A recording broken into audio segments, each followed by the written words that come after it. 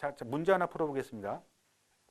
다음 중 철도 안전에 대한 설명으로 틀린 것은 무엇입니까?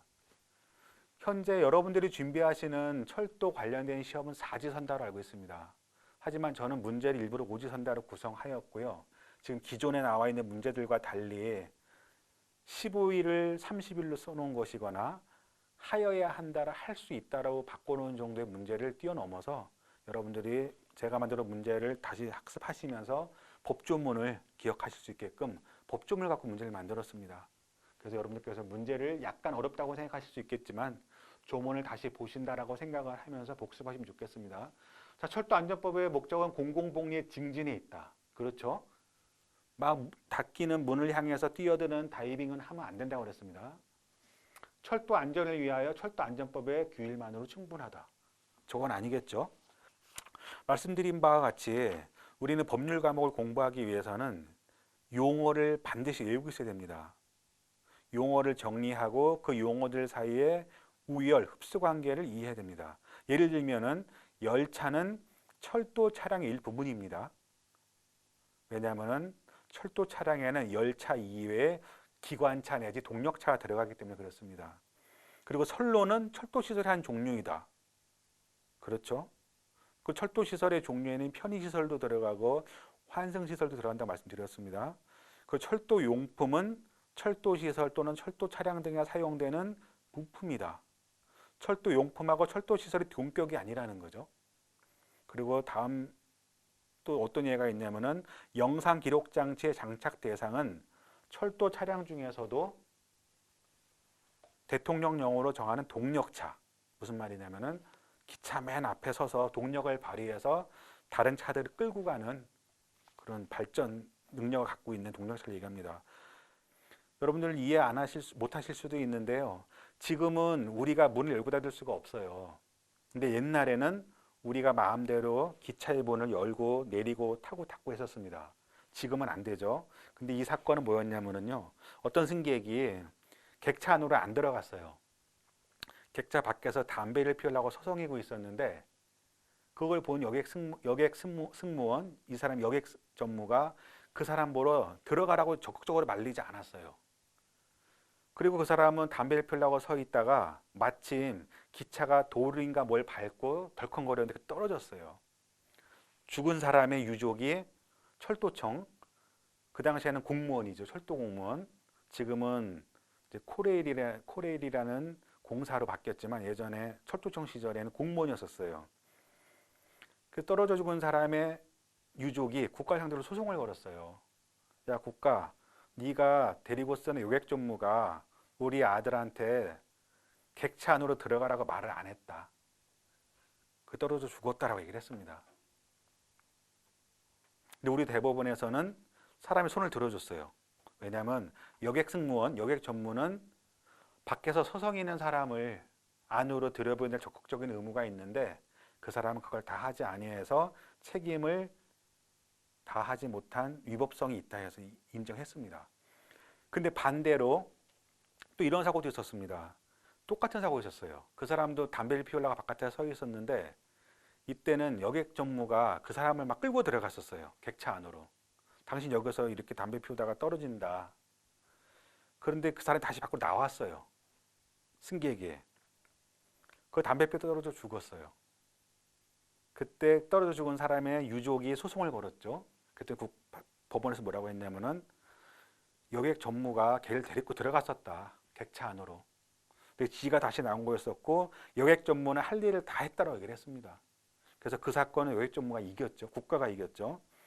제가 지금 이 두 가지 상반된 판례를 말씀드렸는데 이거 여러분들한테 시험에 나오는 얘기 절대 아닙니다. 근데 왜 말씀을 드리냐면은 지금 이런 정신의 조문들이 많이 들어 있어요. 우리가 기차 안에서 전철 안에서 승강 장치를 정당한 이유 없이 누르면은 그것만으로도 처벌이 됩니다. 근데 정당한 이유가 있으면 처벌되지 않아요. 우리 법이라는 거는 무엇을 해라, 무엇을 하지 말라 해서 무조건 처벌하거나 봐주는 게 아니고 정당한 이유, 용서받을 수 있는 상황이 있으면 처벌받지 않습니다. 그래서 저는 이 4번, 이 괄호 4번, 동그라미 4번에 대해서 여러분들께 지금 좀 장황하게 말씀드렸어요. 이거 굉장히 어려운 문제입니다. 지금 저 문제는 우리 철도안전법 시행규칙을 이해하셔야지 볼 수 있어요. 우리 철도안전법 시행규칙 76조 5에서는 뭐라고 해놨냐면은 저런 정보를 운전업무 종사자, 즉 기관사, 그리고 여객승무원, 그리고 제3조 제4호에 따른 사람에게 제공해야 된다고 그랬습니다. 그럼 다시 앞으로 가봐야 됩니다. 제3조 4호. 여기 있는 사람한테는 저런 정보를 제공해야 되는데 답인 3번 영무 서비스를 제공하는 사람, 즉 여기에 있는 영무원한테는 제공하지 않아도 된다라는 그런 규정이 되겠죠. 이 6번 문제 굉장히 어려운 겁니다. 이 문제는 여러분들이 법도 보셔야 되고 영도 보셔야 되고 규칙도 이해하셔야 되는 그런 중요한 문제입니다. 다음 중 안전관리 체계의 내용으로 틀린 것은?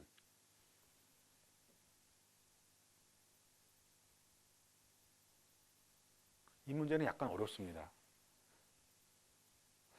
우리가 철도안전법에 나와 있는 거의 모든 승인, 신고 이런 사람들 대상은 장관입니다.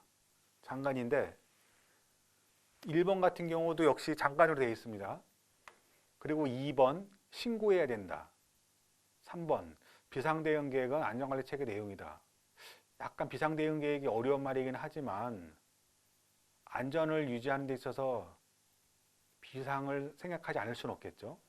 저도 상식적으로 이해가 돼요. 자, 4번 장관은 위험관리 등 필요한 기준을 정하여 고셔야 된다 얘기했습니다. 장관이 여기서 키를 쥐고 있는 거예요. 다 맞는 것 같아요.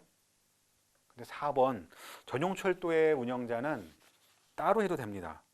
우리나라에서 전용철도에 대해서는 많은 경우에 예외를 두고 있고 알아서 스스로 해라. 우리가 관여하지 않는다라는 그런 조문을 많이 갖고 있습니다. 그래서 10번 문제 같은 경우 약간 지엽적인데 저는 저 문제를 왜 만들었냐면 여러분들이 안전관리 체계에 대해서 다시 한번 복습하시라고 저 조항을 만들어 놨습니다. 우리가 틀린 것은 고르기 쉽지만 옳은 것은 고르기 굉장히 어렵습니다. 1번 철도 운영자 등은 안전관리 체계를 승인받으려는 경우에 60일 전까지 장관에게 제출해야 된다 그랬습니다.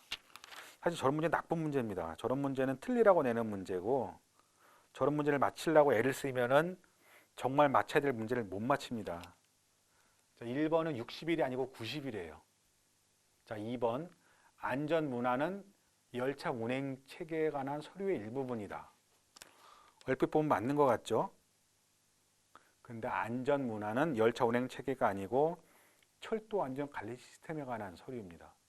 자, 3번 안전정보는 철도 안전 관리 시스템에 관한 서류의 일부이다 그랬습니다. 저게 맞죠? 안전정보는 철도 안전관리 시스템에 관한 서류 일부분이다. 자, 4번 철도 차량의 제작 감독은 유지관리 체계에 관한 서류의 일부분이 아니다라고 그랬습니다. 야, 저거 진짜 헷갈리죠? 철도 차량의 제작 감독이 유지관리 체계다. 아니다. 진짜 헷갈립니다. 근데 철도 차량 제작 감독은 유지관리 체계에 관한 서류에 맞습니다. 그리고 조직, 인력의 구성, 업무 분장 등은 첨부 서류가 아니다. 저거는 좀 용이하게 답이 아니면 알 수 있겠죠.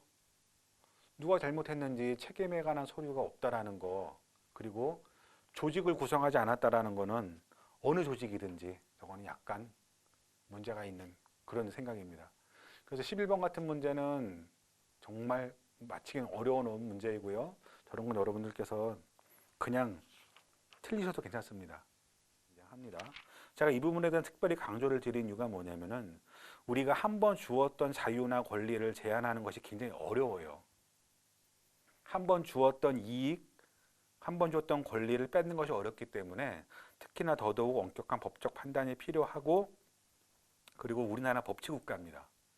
그 밖에 부정한 방법이 뭔지에 대해서 엄격하게 해석을 해야 돼요. 난 저 사람이 평상시에 기분 나빴어. 저 업체에 만든 제품이 마음에 안 들었어.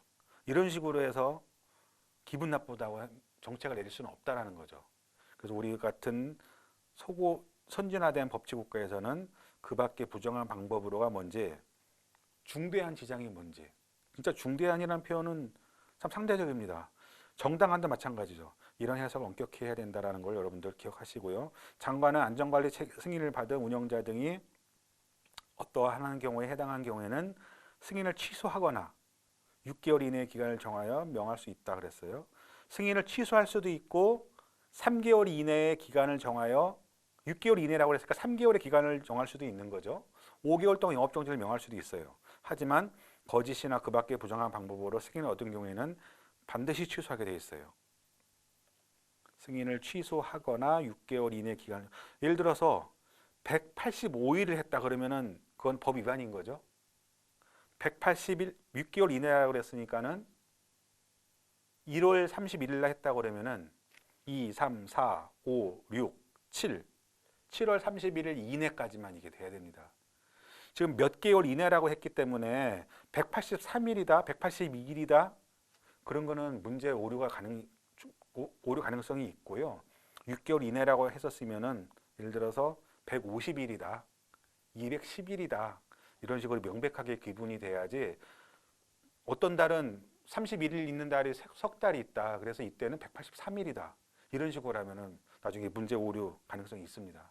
그래서 문제 내시는 분들은 이런 거에 대해서는 많이 고민하고 내시기 때문에 출제 오류에 말리지 않기 위해서 할 수 있다, 한다, 이내, 초과 또는 하여야 한다 이런 거 갖고 문제를 많이 내는 것이 객관식 문제 내는 사람들이 가장 좋아하는 것이죠.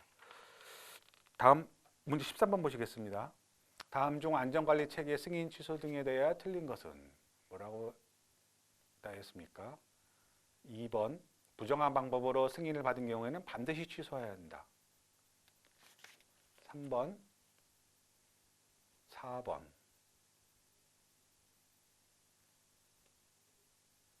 어렵죠? 자, 장관은 안전관리 체계의 승인을 얻은 운영자 등이 어떠한 요건에 해당하는 경우에는 명할 수 있다 그랬어요. 2번은 말씀드렸고, 자 3번 안전관리 체계를 지속적으로 유지하지 아니하여 중대한 지장을 초래한 경우에는 취소하지 아니하여도 무방하다. 틀린 것 같죠? 틀린 것 같아요. 그런데 맞습니다. 왜냐하면은 우리 법이 그렇게 해놨어요. 아까 말씀드렸어요. 거짓이나 그 밖의 부정한 방법으로 승인을 얻은 경우에는 반드시 취소하여야 되지만 나머지 경우에는 안 해도 된다 그랬어요. 그래서 3번이나 5번은 반드시 취소하지 아니해도 되는데 제가 5번에는 반드시 취소해야 된다고 얘기를 했죠. 그러니까 5번이 틀린 질문이 되는 것이죠. 참고적으로 2번 보시면은 반드시 취소하여야 한다라고 그랬는데 반드시 취소한다 그래도 맞습니다. 같은 말이에요. 반드시 취소한다, 반드시 취소해야 된다는 우리 뜻은 같은 것이고요. 시험 문제 내는 사람들이 함정학감 팔 수 있어요. 취소하여야 한다랑 취소할 수 있다를 헷갈려 하니까 반드시 취소한다라 바꾸기도 합니다. 다음 이제 9-2 과징금 보시죠. 제가 좀 전에 말씀드렸어요. A라는 기업이 업무 제한, 업무 정지를 당해야 되는 상황인데 만약에 3개월 동안 업무 정지를 당하면은 그 노선을 이용하는 사람들이 출퇴근하기 어려울 경우 그렇게 공익을 축소해야 되는 상황이 되면은 국민 전체 이익이 적어야 되기 때문에 장관은 그 업체에 대한 업무 제한에 가름하여 과징금을 부과하고 계속 영업을 하게 할 수 있습니다. 우리 법에서는 무조건 A가 B보다 잘한다, A가 맞다 이런 얘기 없습니다. A와 B의 이익을 비교합니다.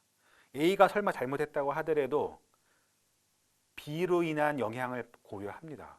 그걸 이익 형량이라고 말을 합니다. 굉장히 어려운 표현이고 상대적인 가치 판단이 들어있기 때문에 결론은 쉽게 도출되는 것 같지만 우리 판결문을 보면은 과실 비율이 8대2다, 실제 3이다 매우 쉽게 나온 얘기 같지만 8이 나올지 7이 나올지에 대해서는 많은 생각을 했고 많은 이익 규량이 이루어집니다. 철도안전법에서도 많은 경우에 취소하여야 되는지 취소할 수 있는지 그리고 영업정지를 내리면 얼마큼 내릴지에 대해서 이 책엔 나와 있지 않지만 어떤 사건이 법정까지 가면은 재판부에서는 그 부분에 대해서 공익과 공익이 충돌하는 경우, 공익과 사익이 충돌하는 경우에 대해서 많은 고민을 합니다. 자, 14번 문제 보시죠. 다음 중 옳은 것은? 자, 옳은 것의 답을 고르기는 틀린 것보다 훨씬 어렵습니다. 자, 옳은 것을 잘 고르는 방법은 일단 확실히 틀린 것부터 가려내야 됩니다. 자, 저는 확실히 틀린 건 무엇이죠? 거짓으로 지정을 받은 경우는 무조건 취소한다고 그랬죠. 1번 틀렸어요. 자, 2번. 안전관리 체계의 승인이 취소된 경우에 지정을 반드시 취소한다고 그랬었죠. 2번 틀렸습니다. 자, 3번. 장관은 자발적인 안전관리를 운영자들이 할 수 있도록 안전관리 수준의 평가를 실시해야 된다. 저거는 취지는 맞는 것 같아요. 저는 저게 답이 아니라는 걸 알죠. 왜냐하면 공부를 했기 때문에. 그런데 아직 저 분야에 대해서 많이 공부하시지 않은 분들은 당연하지. 왜냐하면 취지가 운영자 등의 자발적인 안전관리를 위한 것이기 때문에 당연히 하겠지라고 생각하고 저 옳다고 고를 수가 있어요. 3번 유보하고요. 자, 4번 보시죠. 운영자로 지정을 받은 자는 우수 운영자로 지정되었음을 나타내 표시할 수 있다. 얼핏 보면은 너무 당연한 것 같죠. 그죠? 너무 당연해요. 얼핏 보면은요. 그쵸? 얼핏 보면 당연해요. 그런데 제가 보면 당연한데 여러분들이 보시면 당연하지 않을 수도 있어요. 왜냐하면 우수 운영자로 지정을 받았으면은 장관이 표시를 주든지 아니면은 우수 운영자가 당연히 표시를 해야지 지정을 받았는데 왜 표시를 할 수 있고 안 할 수 있어? 이라고 생각하실 수 있습니다. 4번도 어려워요. 자, 5번. 장관은 우수 운영자로 지정되지 아니한 자가 유사한 표시를 하게 되면은 시정 조치를 명해야 된다 그랬습니다. 저 5번이 확실히 답이네라고 생각하시겠죠. 그렇죠. 저 14-1번은 정말 어려운 문제입니다. 3번은 우리 법 규정이 나중에 법 개정을 통해서 평가를 의무화할 수 있는 여지를 두고 있고요. 5번은 우수 운영자를 사칭하는 업체에게 필요한 시정 조치를 명해야 하는 그런 당위성을 가지고 있어요. 3번, 5번은 답이 아니고 답은 4번이 되겠죠. 저런 문제가 굉장히 좋은 문제입니다.